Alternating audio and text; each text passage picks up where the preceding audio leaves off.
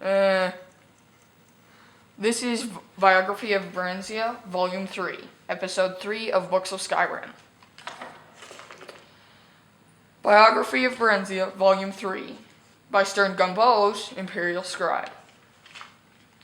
In the second volume of this series, it was told how Barenziah was kindly welcomed to the newly constructed imperial city by the Emperor Tiber Septim and his family, who treated her like a long-lost daughter during her almost one-year stay.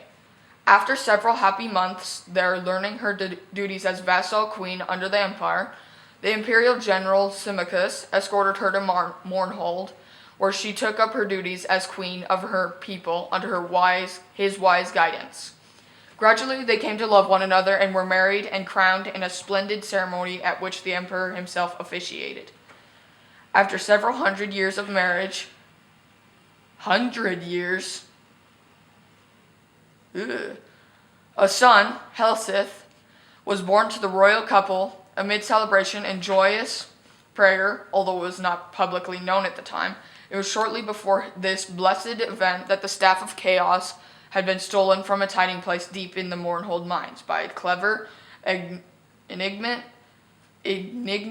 bard known only as the Nightingale.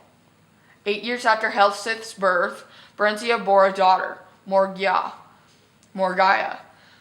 named after Symmachus' mother, and the royal couple's joy seemed complete. Alas, shortly after that, relations with the empire mysteriously deteriorated, leading to much civil unrest in Mournhold. After fruitless investigations and attempts at reconciliation, in despair, Barenziah took her young children and traveled to the imperial city herself to seek the ear of the then Emperor Uriel Septim Uriel Septim 7. Symmachus remained in Mournhold to deal with the grumbling peasants and annoyed nobility, and do what he could to stave off an impending insurrection. During her audience with the emperor, Barenziah, through her magical arts, came to realize to her horror and dismay that the so-called emperor was an impostor, none other than the bard Nightingale who had stolen the Staff of Chaos. Exercising great self-control, she concealed this realization from him. That evening, news came that Symmachus had fallen in battle with the revolting peasants of Mournhold, and that the kingdom had been taken over by the rebels. Barenziah, at this point, did not know where to seek help, or from whom.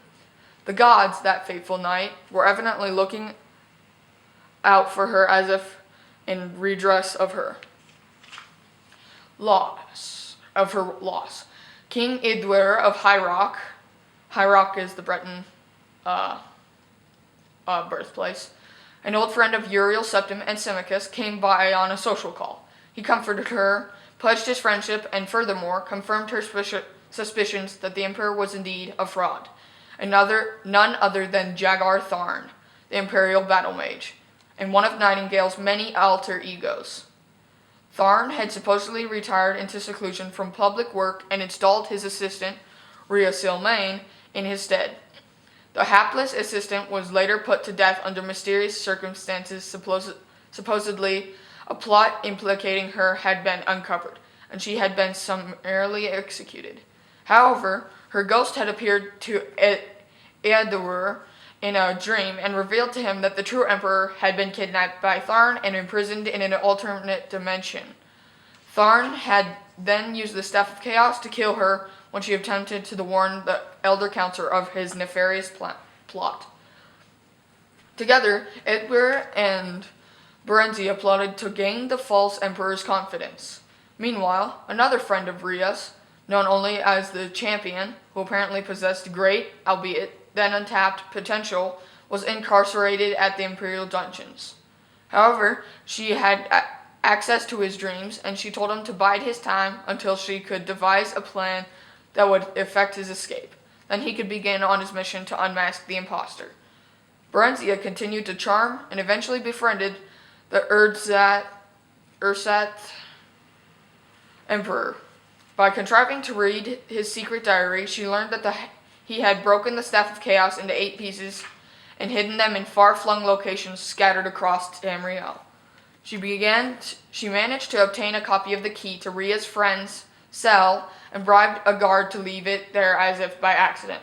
Their champion, whose name was unknown even to Barenziah, and Edward made his escape through a shift gate Rhea had opened in an obscure corner of the Imperial dungeons using her already failing powers. The champion was free at last, and almost immediately went to work.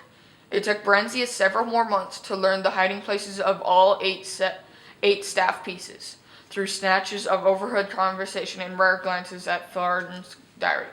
Once she had the vital information, however, she was communicated to Rhea forthwith, who in turn passed it on to the champion.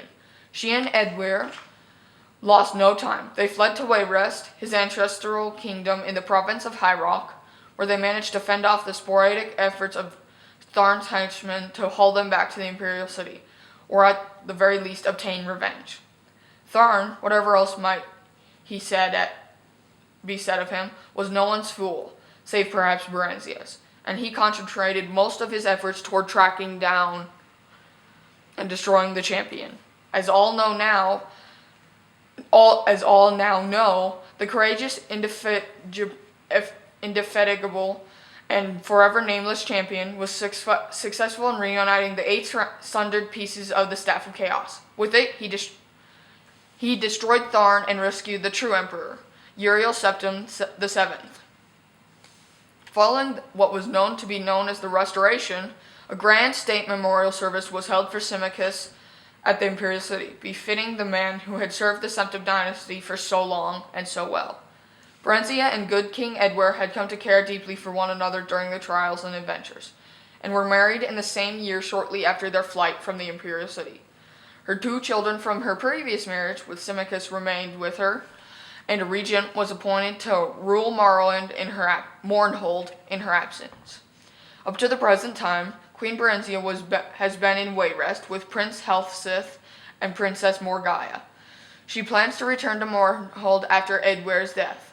Since he was already elderly when they wed, she knows that event, alas, could not be far off as the elves reckon time. Until then, she shares in the government of the Kingdom of Wayrest with her husband, and seems glad and content with her final quiet and happily unremarkable life. That is Biography of Barenziah, Volume 3. Those are all the first 3 volumes. The first 3 episodes are these 3 volumes.